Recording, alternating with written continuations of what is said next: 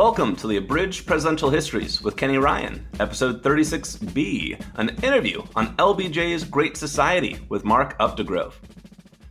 I'm excited to welcome Mark Updegrove to the show today. Mark is the president and CEO of the LBJ Foundation and author of 5 books on the presidency, including Indomitable Will, LBJ and the Presidency, which is a great book and an awesome audiobook. The audiobook makes frequent use of Oval Office tape, so you're not just reading the words, you actually get to hear them. Really cool experience. Today, Mark and I are going to discuss LBJ's domestic agenda, the Great Society, and its inspiration, its passage, and its impact today. Mark, thank you for your time. Good to be with you, Kenny. At a high level, what was LBJ's Great Society, and how does it compare to other presidential programs, like Theodore Roosevelt's Square Deal, FDR's New Deal, JFK's, New Frontier in scope and impact? So the Great Society was LBJ's vision for domestic policy. And effectively, it was a continuation of FDR's New Deal. So LBJ comes to Washington in 1934. He works for a congressman for a few years. He starts to immerse himself in the world of politics and becomes a congressman himself in 1937, and then would later become a senator in 1948. But he really is schooled in government during the Franklin Roosevelt administration and sees what government can do to lift up the oppressed and those who have been left behind for various reasons. And when he becomes president, he certainly wants to pick up Kennedy's domestic agenda, the New Frontier, as you mentioned, Kenny, but he wants to make it much, much, much bigger. And so he considers his domestic policy a continuation, essentially finishing what Franklin Roosevelt had begun during the Great Depression.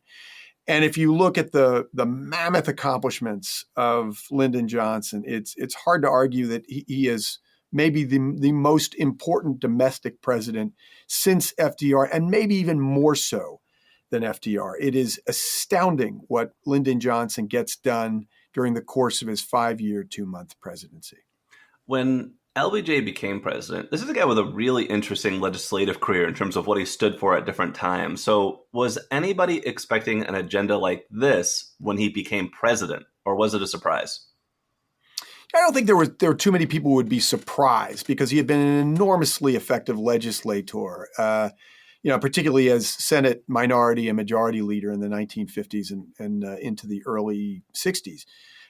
He was perhaps the most important and influential majority leader in history, certainly of the 20th century. There's no question about that. He had a real facility with power. He understood how power worked. And he worked effectively across the aisle, too. So during the course of the 1950s, when Dwight Eisenhower was in the White House, LBJ was slamming out bill after bill after bill by having this really close relationship with the White House and his Republican counterparts. So I don't think it would have been a surprise to anybody that he had the domestic agenda he did. But I think what might have been a surprise is how quickly he delved into very aggressive domestic policy, including, I think most significantly, in the first year of his presidency, continuing after jumping into the presidency after the assassination of John F. Kennedy, is how soon he pushed the Civil Rights Act forward. The Civil Rights Act had been proposed by John F. Kennedy in the summer of 1963. Kennedy didn't put much legislative weight behind it. He didn't put the weight of the presidency behind the passage of the Civil Rights Act. I don't think he had the legislative muscle or the will to pass it. And LBJ sees the assassination of Kennedy as an opportunity to make Kennedy a martyr and to pass the Civil Rights Act as a tribute to our slain president, something that he would have wanted. And whether that was true or not, I certainly think Kennedy would have had it in an ideal world, but I'm not sure he was willing to put political capital into the endeavor. And LBJ was as a master of the legislative process, as somebody who had an uncanny ability to understand the way legislation was passed, was able to exploit that the assassination of Kennedy to get it through. But he did so at his political peril, just as Kennedy would have if he had Yeah. muscle behind it. And I think that was a surprise to folks that he put the weight of the presidency that he had just gotten there. He had just gotten into the office, and yet he was willing to put the entire weight of the presidency into the passage of that seminal legislation. You talked about how when he was in the Senate, he was just cranking out bill after bill, and as president, one of the biggest legislators. So I'm curious, how successful was he compared to other presidents in terms of getting what he wanted from Congress?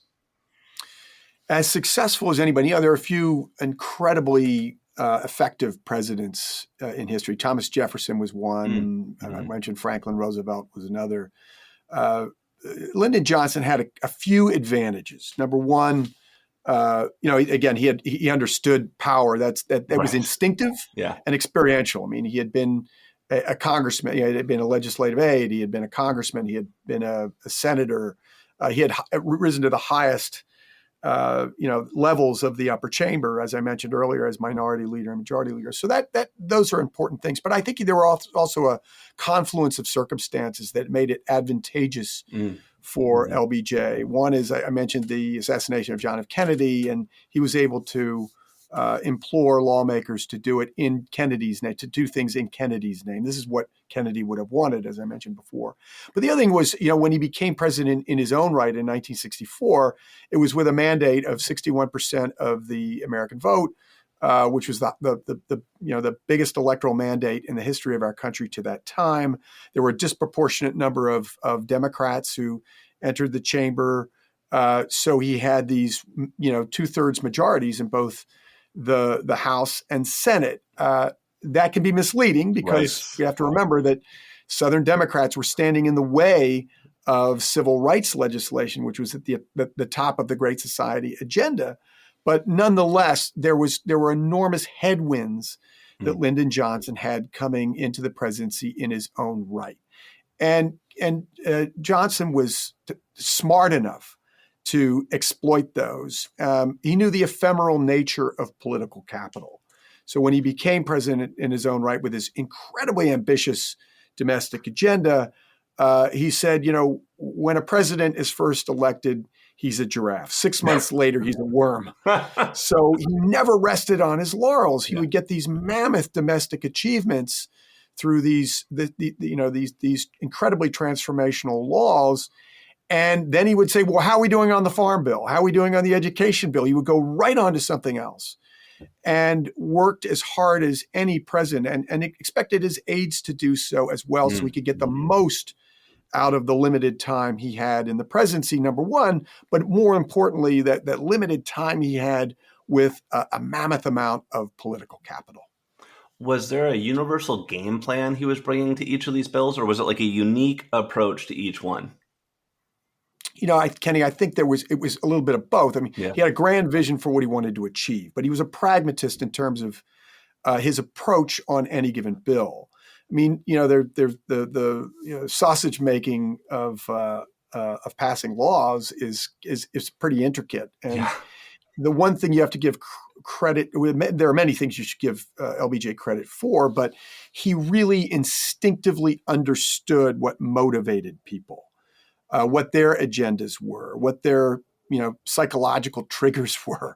He was almost a psychologist in the way that he could read people, and I think that was an enormous part of his success too. There was something that was called in Washington, either famously or infamously, depending on who you were talking to, the Johnson treatment, and sometimes it was physical. Yeah, you knew that Lyndon Johnson was going to win when he started breathing in your mouth.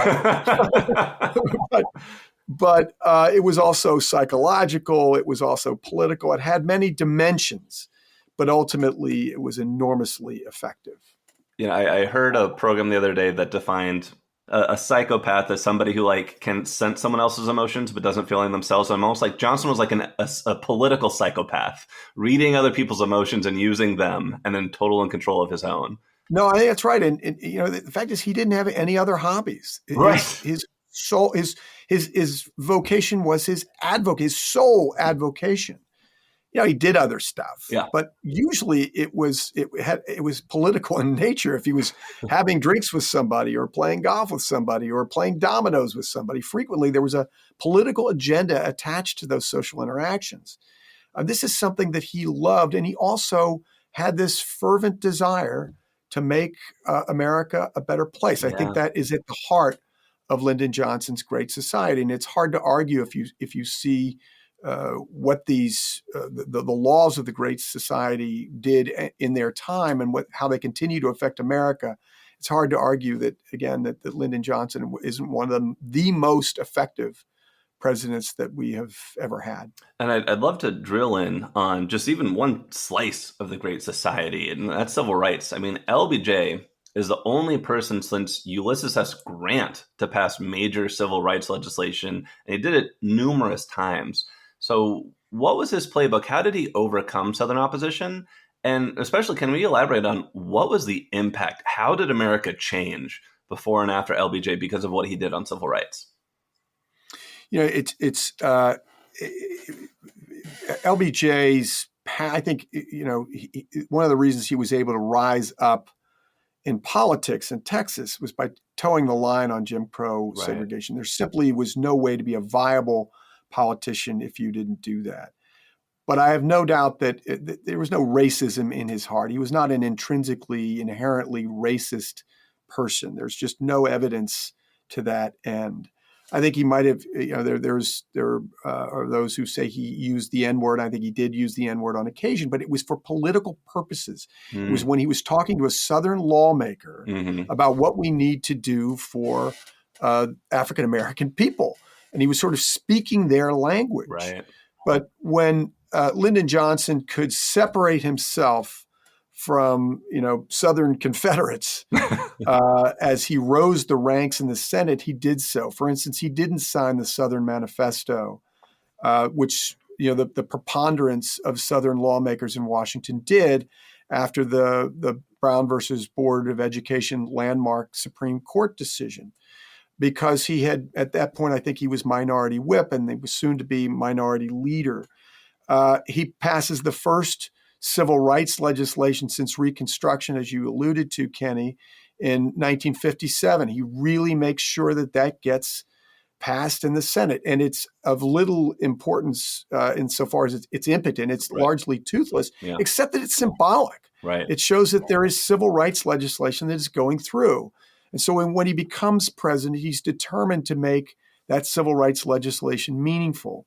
And the first thing he really does, as I mentioned earlier, as president domestically, is push for the passage of the Civil Rights Summit. In order to do so, he has to get through the longest filibuster in Senate history, waged by his friend and mentor, Richard Russell.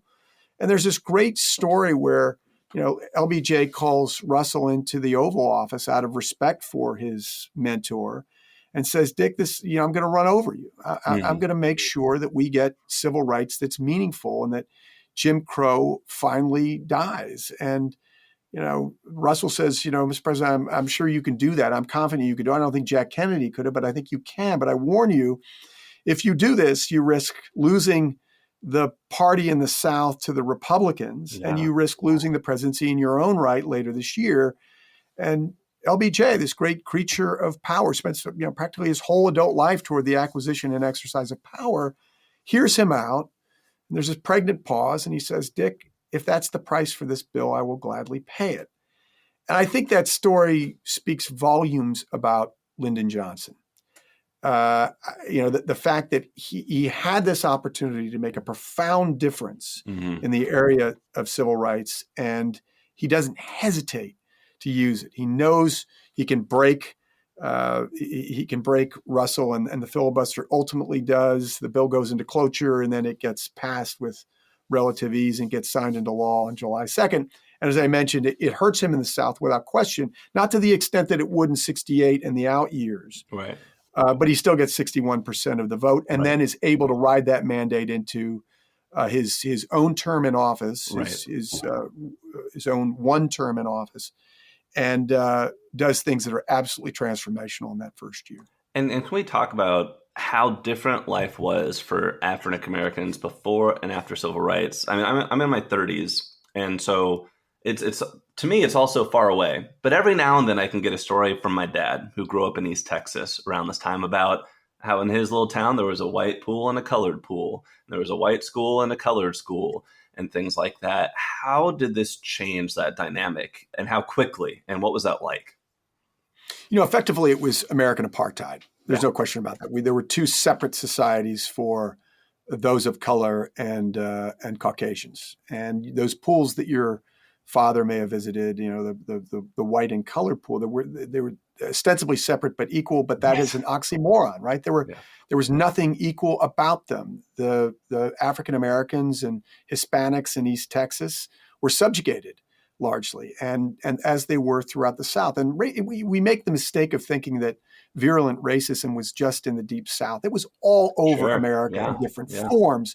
You just didn't have it manifestly through the Jim Crow laws that allowed for separate but equal public accommodations. The Civil Rights Act puts an end to American apartheid. It puts into law our most sacred creed as Americans, which is all men are created equal. We were formed on this basis of egalitarianism, which is at the heart of what being an American is.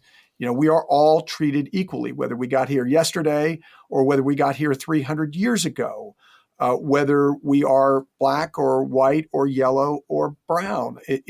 Americans under the law are treated equally. But we didn't have that in practice. We weren't living up to our most sacred creed until the passage of the Civil Rights Act. And it applied not only to race, but to religion and to gender as well. So we were a truly equal society after the Civil Rights Act was signed in July of 1964.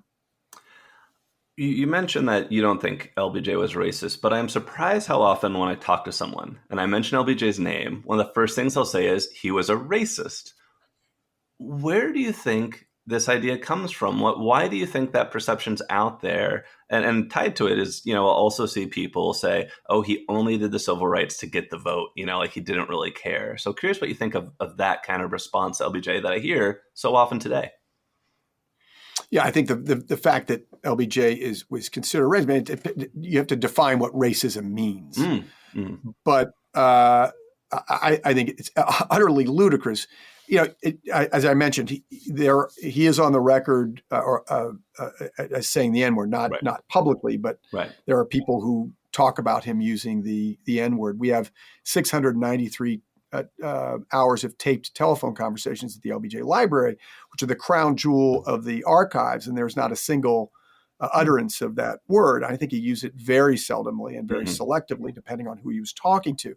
That does not make one a racist. It particularly didn't make a racist in that time. You can't judge Lyndon Johnson by his words. You have to judge him by his deeds.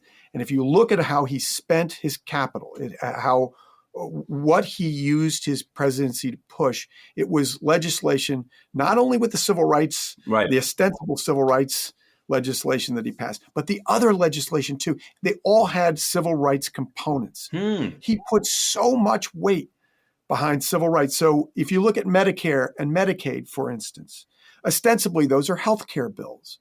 They were passed both, by the way, in 1965. They were both health care bills. But very importantly, there was a component of the Medicare bill that desegregated hospitals. Oh, cool. Medicare disproportionately gave advantage to those people of color. The Elementary and Secondary Education Act, for instance, is ostensibly about education. But very importantly, there's a civil rights component insofar as there were so many schools, particularly in the Deep South, that were largely populated by people of color that were inferior, that weren't getting state funding to the same extent that white schools were getting. And so that federal aid lifted up those schools so they could be more in line with those schools that got greater funding from the states. So there are so many examples like that. You can't look at the different categories of law and say they're just about education or just about healthcare or just about civil rights. They're interwoven. Insofar as they were all achieved the goal of making a more fair, equitable, and compassionate society. That is really fascinating. Thank you. And speaking of Medicare, that's the next thing I wanted to ask you about. On July 30th, 1965, LBJ signs Medicare into law at the Truman Presidential Library, and former President Harry Truman, age 81, was enrolled as the first beneficiary. What's the story behind that moment? Where did this idea for Medicare come from? It really is an outgrowth of the New Deal of Franklin Roosevelt, and it's pushed heavily. The notion of a Medicare program is pushed heavily by Harry Truman, who was defeated principally by the lobby of the American Medical Association. It's tantamount to say to our inability to pass meaningful gun reform today, gun responsibility reform, because of the power of the gun lobby. And it was the same thing with the American Medical Association, which largely defeated Truman during his term in office. And we have to remember, too, that John F. Kennedy really pushed for Medicare. In fact, there was a huge rally at Madison Square Garden the year of Kennedy's death, where he's imploring Americans to get behind Medicare. LBJ is the one who is able to get it done, as with so many other things. But when he signs that legislation, Harry Truman is still alive and kicking in Independence, Missouri. Yeah. Lyndon Johnson served in Congress while both in the House and the Senate when Harry Truman was president. He wanted to pay tribute for the efforts of Harry Truman. We see Truman as being this mammoth now in history, but at the time, his legacy was still evolving, and I don't think he was given the credit that we now give him. But Lyndon Johnson, and this is a tribute to him, goes down to the Truman Library, signs Medicare in the company of Harry and Bess Truman, gives them the first two cards, numbers 1 and 2, and calls Truman the real daddy of Medicare. I think it's a generous gesture on the part of Lyndon Johnson, saying to Harry Truman, "You haven't been forgotten. We appreciate all you did for America." He did not have to do that. Lyndon Johnson could have, pumped his fist and said, "This is my doing. By God, no one else could do it, but I did it." We know other presidents, recent presidents, who surely would have done that. Yeah. But one of the reasons that LBJ was so effective is because he did give credit where credit was due. And didn't always think of getting the credit. I think he probably resented it later. He did have a big ego. He did have lofty ambitions for his own legacy. Yeah. But there are numerous examples of doing that. That's one of the most high profile, Kenny. How was he able to overcome the American Medical Association? How was he able to do this thing that his predecessors could not do? Partly because it was, like so many other things, I think there are a confluence of circumstances that are advantageous to Lyndon Johnson. One of it is it's an idea whose time had come, just as civil rights were.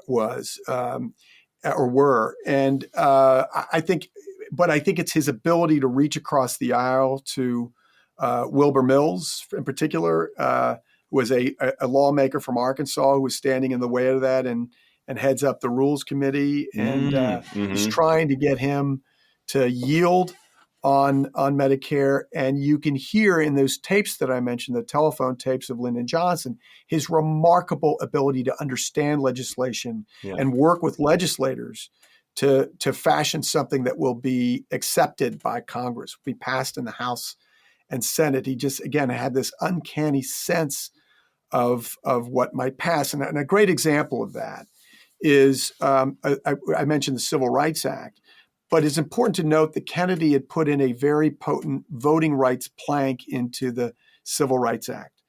LBJ stripped it out, and he didn't strip it out because he was not in favor of voting rights and didn't know that voting suppression was an issue, particularly in the South. He stripped it out because he knew that the bill was top-heavy, and it would not have passed if it were that potent, if there was that much stuff in it. So he looked at civil rights incrementally. Let's break the back of Jim Crow now and pass voting rights when we have the opportunity to do so. And that's precisely what happened. Right. A year later, you have the March on Selma and the brutally Pettus Bridge.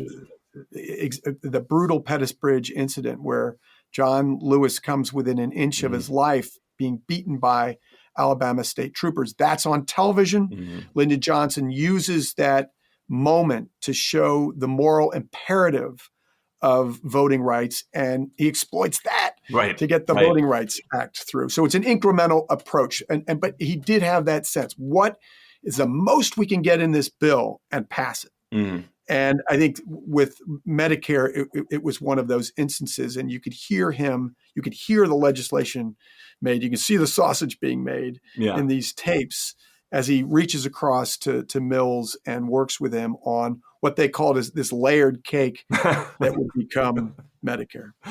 And we talked about how on civil rights, we went from basically an apartheid society to no longer an apartheid society. Medicare, what was this change in Americans' life when this was suddenly available, Medicare and Medicaid, for all these elderly or poor Americans? So you nailed it. Again, ostensibly, it's a healthcare bill, but it's really important to note how important this is in LBJ's war on poverty.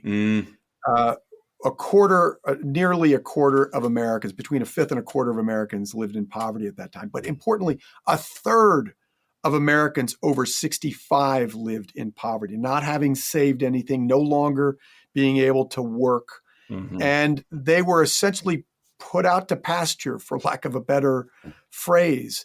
They went to old age homes where they were meant to die because they couldn't afford the most basic Medicare medical needs. And LBJ saw that as an enormous injustice. So overnight, you had people who couldn't afford basic medical needs that would lengthen their lives, being able to get access to that. And so the longevity of Americans improved dramatically. And families no longer had to pour their life savings into the care of somebody becoming bankrupt in the process. Mm-hmm. There was a safety net in place that was absolutely invaluable then, and continues to be invaluable in 21st century America. Do we have any sense of how many people have been helped by those programs? Like, it's got to be over 100 million or something like that. Yeah, I'm sure that's right. I don't know what the answer is, Kenny, and it's probably a bit nebulous because of the amorphous nature of Medicare. But it is utterly transformational, just as the Civil Rights Act was. But the Civil Rights Act was more palpable. You could see those separate but equal facilities going away, and there being one facility for Caucasians and people of color in this country. But Medicare's effects were not as obvious, but profoundly important. So LBJ passes all this big civil rights stuff. It's on the books, but it's still got to be implemented. You still need the people down in the South and around the country to carry out the law. And we've seen massive resistance in the South. We've seen that that's not as easy said and done. How's the implementation happen? Well, look at even more recently. We remember the historic Affordable Care Act, Obamacare, passing during the Obama administration, during the first year of the Obama presidency, when he had enormous capital and was trying to determine how to spend it. But we also remember the botched implementation of that, right? It was hard for people to sign up. There were bugs in the system. It hadn't been thought out, and it was a black eye for the Obama administration. If you look at the sheer competence of the Johnson administration in not only ensuring that those bills were passed and signed into law, but implementing them, that's another thing that Lyndon Johnson should get credit for.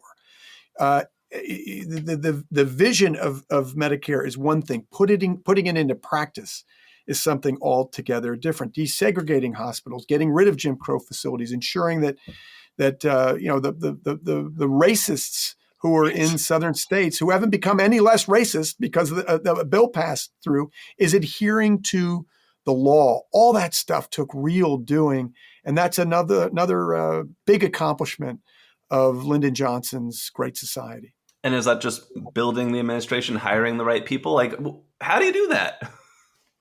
I think it takes an understanding, as Lyndon Johnson had, of not only the legislative process, but of how government and how power works. Mm-hmm. And he was able to work the system behind the scenes so often. I mentioned those telephone tapes. You can hear him talking to different people, getting him to do the things that he wanted to do. So if it took a governor ensuring that that hospitals were desegregated under the provisions of Medicare, he would do that. He would call them and implore them to get it done. And he would cajole or threaten or flatter or promise or whatever it took to get that person to his side. That's part of the genius of LBJ.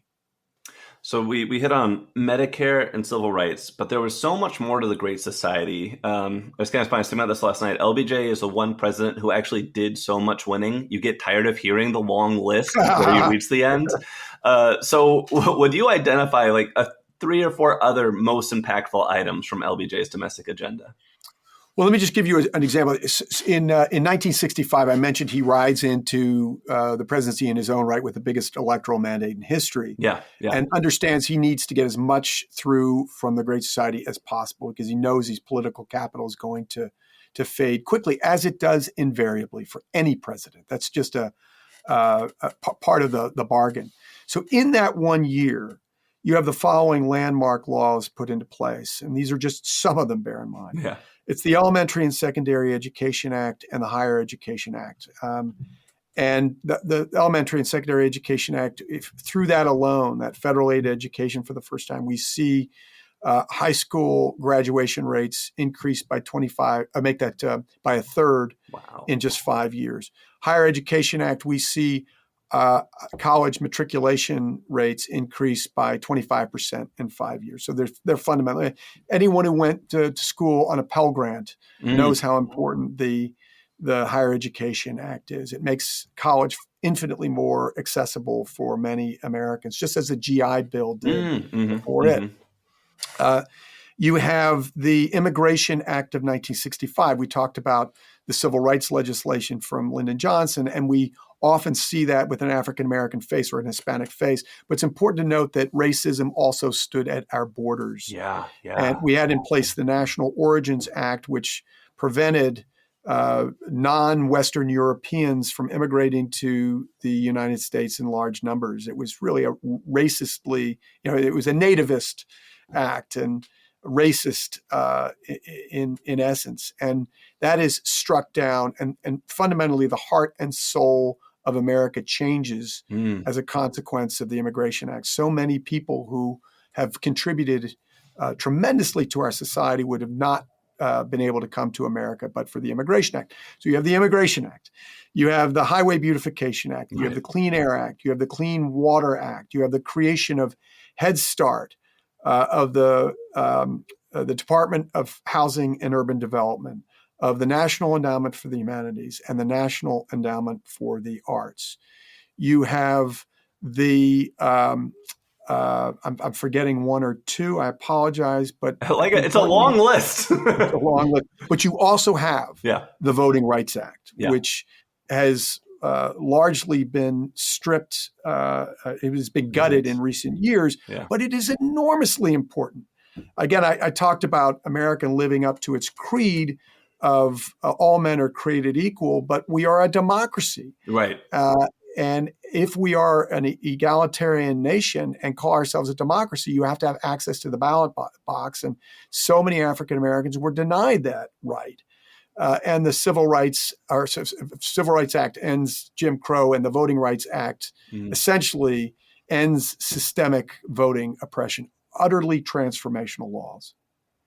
When you see LBJ's legislative success, it's tempting to say, why didn't every president after him just use that playbook? Like, why didn't they? Why haven't presidents since been able to just dust off the LBJ playbook and do that? Well, there's a backlash. I mean, Republicans didn't do it because it was demonized. They looked at it as socialism, as government overreach. Ronald Reagan, very effective, who was a vocal opponent of Medicare, and says that it will transform our society into socialism. He makes these records for the American Medical Association, which women play in their homes and in their sewing circles and coffee groups, warning of the evils of Medicare. That's Ronald Reagan in 1965, sounding those messages. But Reagan essentially launches this, we forget now, but very populist political campaign for office based on the condemnation of the Great Society. and the ills of government overreach. And I think that message continues to resound today. So no president has been able to be as ambitious domestically as Lyndon Johnson was. You have to remember, too, Kenny, that faith in government, when Lyndon Johnson took the presidency in 1964, was at an all-time high. Yeah. 74% of Americans believed in their government, believed in the power of government, believed that government was here for the good. Yeah. That number now is at about 15%, largely because of the nativism and populism and anger of the MAGA movement and Donald Trump. So it was a fundamentally different time. But I think if you look at the presidency of Joe Biden, it's probably the most, Joe Biden has pushed through the most transformational legislative agenda since Lyndon Johnson and should get due credit for that. What lessons in leadership can we learn from LBJ and how he marshaled his forces behind the Great Society? There's a lot you can learn from LBJ, but I think that leadership comes in different forms. And Franklin Roosevelt belongs in the pantheon of president. He hits leadership really on all cylinders. He was excellent at getting things done behind the scenes. He worked hard. He had a vision for what America should be. He had a great image that he projected to the American people and an ability to communicate.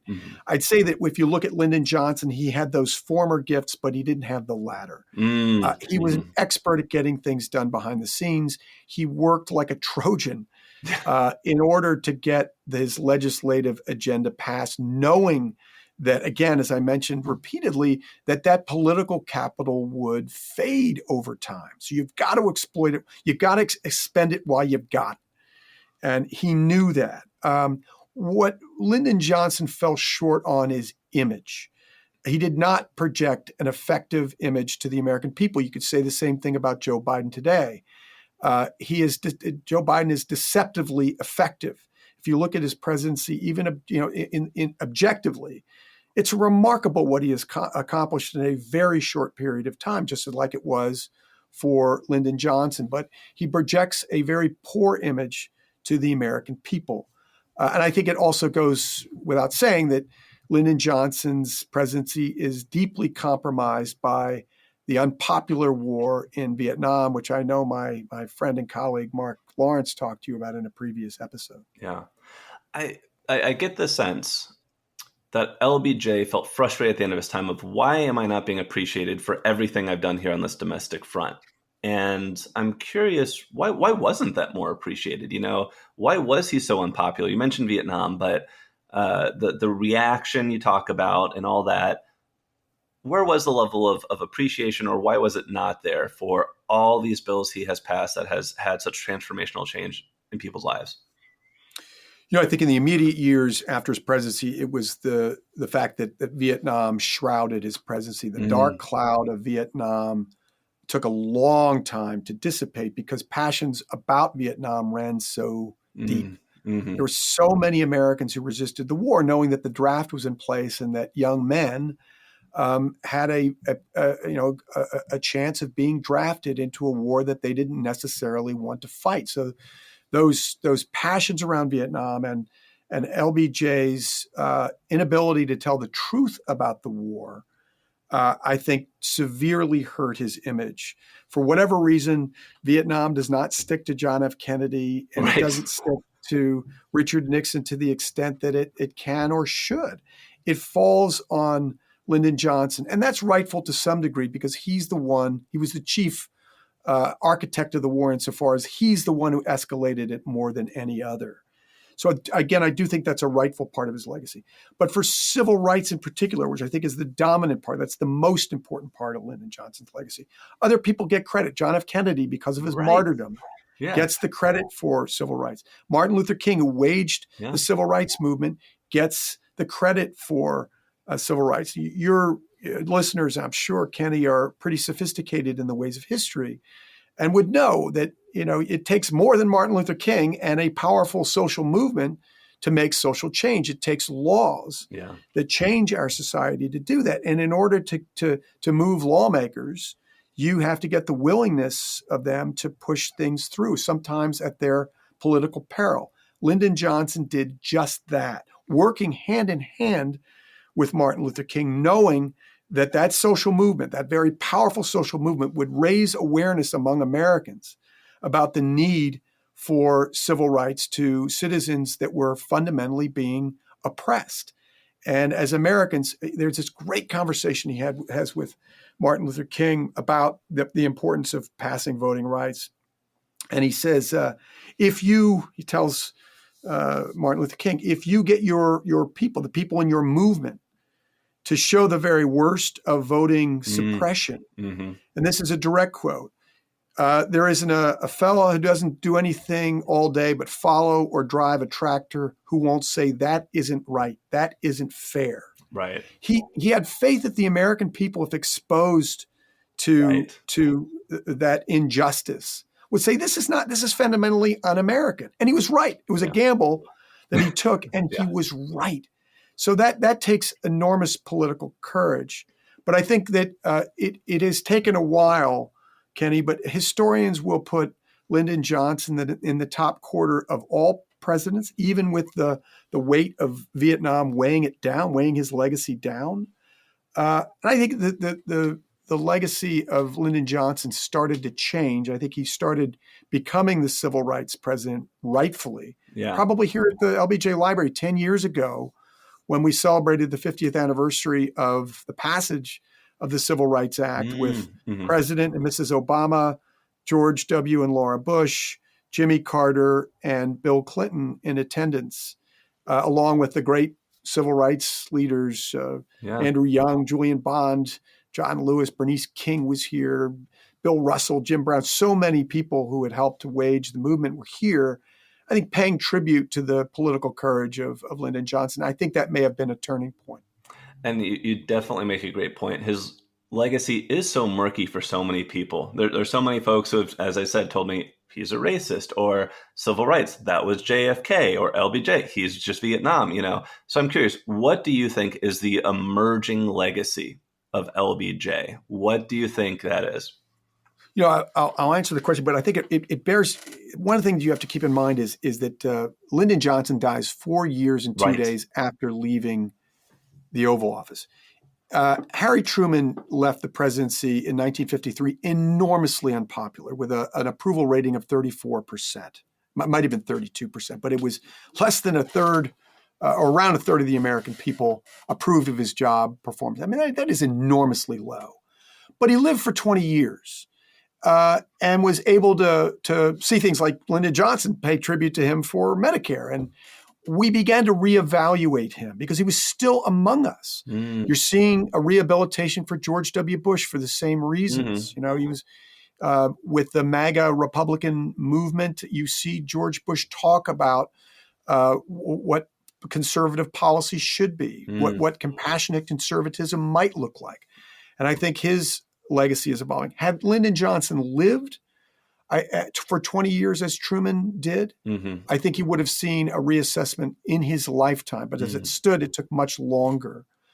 I think the emerging legacy is that this is without question, he is the civil rights president. There is nobody, with the possible exception of Abraham Lincoln, who does as much to uplift people of color in this country and make good on our most sacred promise of separate but equal, but Lyndon Johnson. He is the guy who does it. Any American who really delves into history will have to give Johnson, maybe begrudgingly, that credit. I think that is the dominant part of Lyndon Johnson's legacy. If you look at how important race is in defining the very best and worst of our history, and look at the mammoth impact that Lyndon, and we only scratch the surface in what we just talked about, Ken. Right. The mammoth impact he has on it. You can't help but give him credit for those enormous strides. And again, despite the weight of Vietnam, put him in the, if not the pantheon of presidents, in that near great group with with figures like Theodore Roosevelt and Harry Truman and John F. Kennedy and others. If you've enjoyed this interview with Mark and want to learn more about LBJ, please consider visiting the LBJ Presidential Library and Museum in Austin, Texas. Check out his wonderful book, Indomitable Will, LBJ and the Presidency. He's also got a podcast at the library. This will sound familiar if you just listened to the episode of Mark Lawrence with the Bark Off. Check that out. It's all about presidential history. And coming out later this year, Mark Updegrove will have a PBS series live from the LBJ Library with Mark Updegrove. Keep an eye out for that later this year. Thank you for your time, Mark. Kenny, great being with you.